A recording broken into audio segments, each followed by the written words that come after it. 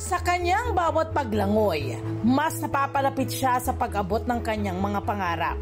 Ang mga kompetisyong sinasalihan niya ay motibasyon para hindi sumuko. Kilalanin natin si Latrell Batingan, isang trained swimmer at student athlete. Di ako titigil sa paglangoy para makarating ako sa pangarap kong Olympics. Ngayong umaga, alamin natin kung anong disiplina ang ginagawa ng mga estudyanteng tulad niya. Ibabahagi yan ni Latrell sa kanyang kwentong kabarangay.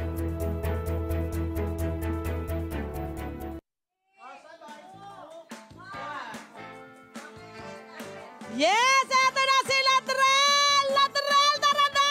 O, paswimming pa yan sa akin. Parang gusto ko rin lumublob, ha? Mukhang ang lamig ng tubig. Latrell, dito ka sa akin, bebe! Halika rito! Saan ka ba patungo? Halika! Halika, Latrell! Good morning! Good morning po. Wala akong tuwalya. Pasensya ka na. Hindi kita mabibigyan ng tuwalya. Pero ang tanong ko sa'yo, ha? Nako talaga namang, kailan ka ba kailan ka na humaling dito sa iyong sports na swimming?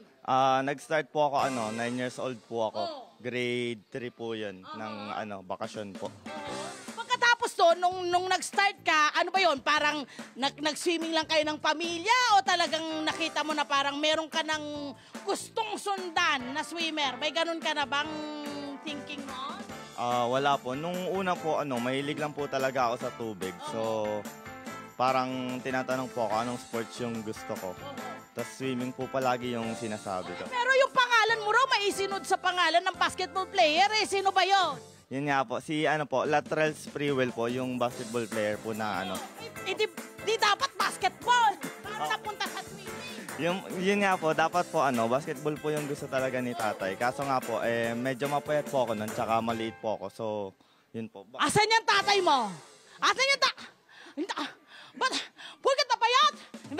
Pero nakaganda ba yung suggestion ng tatay mo na bakit hindi mo subukan yung swimming?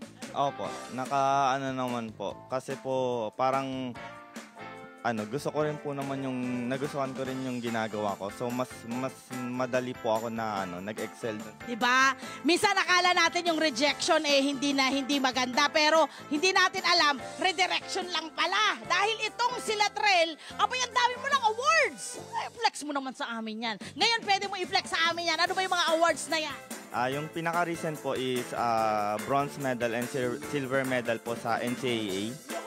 Then, yung nakaraan po, national rin po ako. Yung representative po ako ng national. So, lumaban po ako sa, kalaban ko po buong Pilipinas. Wow, palarong pambansa? Yes po, palarong pambansa. Meron ka bang nakuha dong place or award?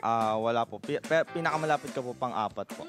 Yan. Tapos, isa pa po is Batang Pinoy Nationals po. Yun po, gold medalist po ako. Yan!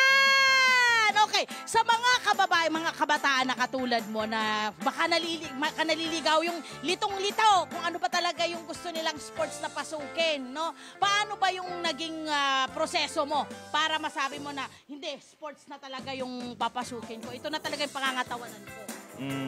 Siguro parang panindigan mo lang din yung initial na decision mo. So, parang kung andun ka na, pangatawanan mo na rin. Kasi, pwede ka rin naman mag-try ng iba, kaso mas mahihirapan ka, mas matatagalan ka kasi back to zero ka ulit.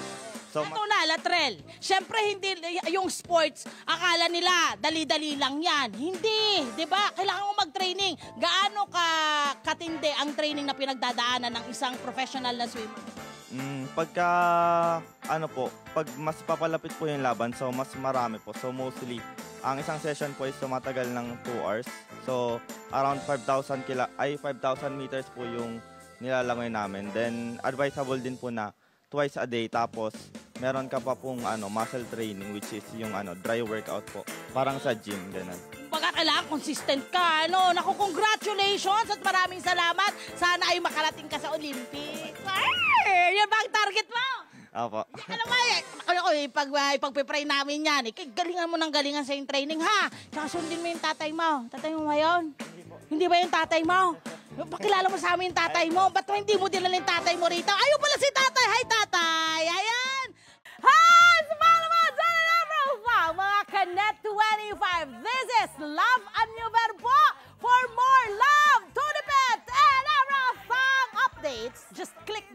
subscribe button. And follow us on our Net25 social media pages at Net25 TV and Net25 Entertainment Facebook. See ya. I love ya.